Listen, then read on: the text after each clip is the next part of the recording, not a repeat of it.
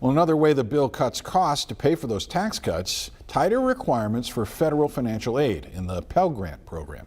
As Fevan Zwedu reports, it's unsettling some students who depend on that money to get through school.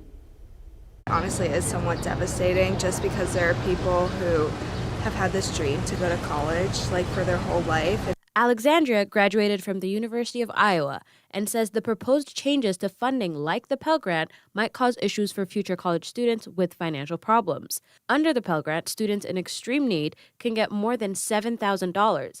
According to the Congressional Budget Office, the president's budget bill would not support that dollar amount. I was fortunate enough to where I didn't rely on scholarships or grants, but I know that there are so many people who do, and the fact that they now put a cap on it is just really troubling. Drake University President Marty Martin echoes these sentiments.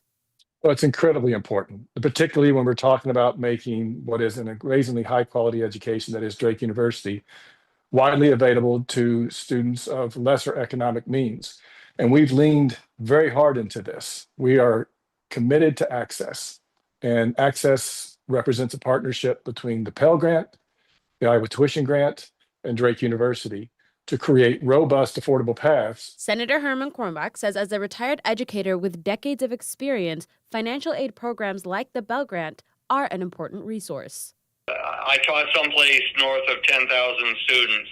These days, tuition has risen enough even at the public universities that students who don't have any or don't have much family support have to have financial aid from somewhere.